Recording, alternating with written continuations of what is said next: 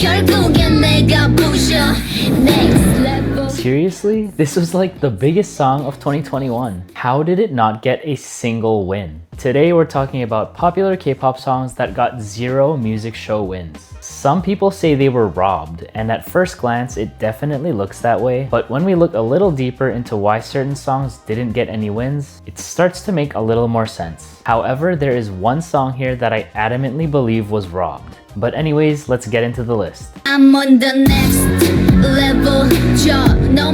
To keep it simple, Next Level was blocked during its promotion period by these 2 songs.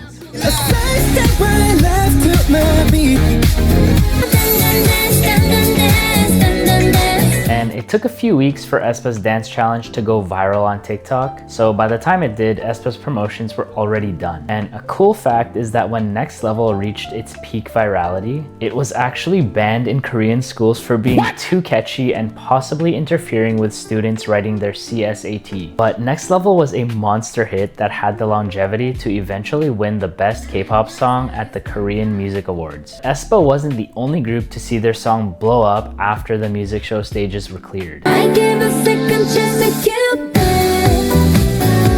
This was the biggest global hit of 2023, but it was definitely more popular outside of Korea than domestically. It was breaking Billboard and Spotify records, but there was a bit of a gap between its release and its virality. When it released on Korean music shows, 50/50 just didn't have the domestic fan base to get those wins, and Cupid entered the Billboard Hot 100 about a month after the song actually came out. So by the time Korean fans came around to the song, their promotions were already done. Now those last 2 were pretty recent cases, but this next one is a legendary sleeper hit that eventually became a stadium anthem. Can you believe what is basically the 17 national anthem didn't get any music show wins? So in 2016, 17 was still a young group, and it took a while for Aju Nice to blow up to how popular it became today. And it was also up against some tough competition when it came out.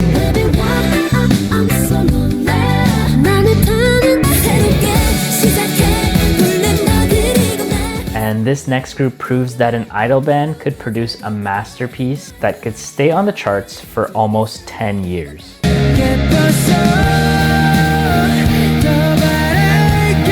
I've never seen a K-pop song get covered more than this one.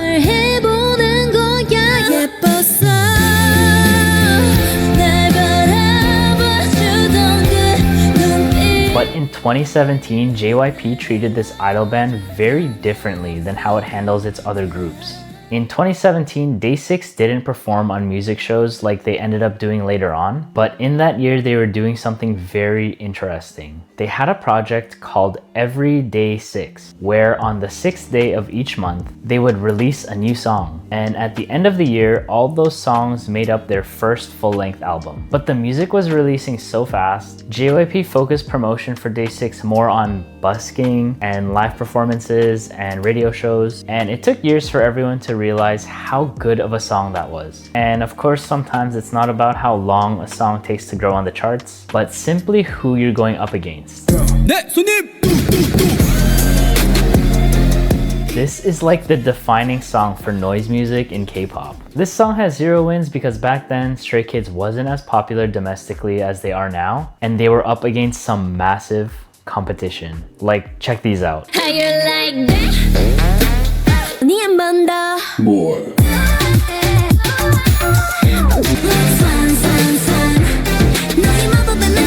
Yeah, that would have been a tough month for anyone. Speaking of tough months, this came out in August of 2022 and it had to compete with these. You got me looking for attention. 'Cause I know what you like, boy. Bring the pain like this, that, crank, run 'em, this, that, crank, run 'em, this, that. You and I is more than like. So in that month, if your name wasn't New Jeans, IVE, or Blackpink, you were not winning. Talk That Talk is a fantastic song, but going up against these monster rookies and the first Blackpink comeback in like almost 2 years, yeah, I get it. Now, we have to talk about this next song. This is the one that was actually robbed. Coming from a legendary group like Red Velvet, with that incredible bridge and that ethereal production, to see Cosmic get 0 wins kind of feels like a slap in the face.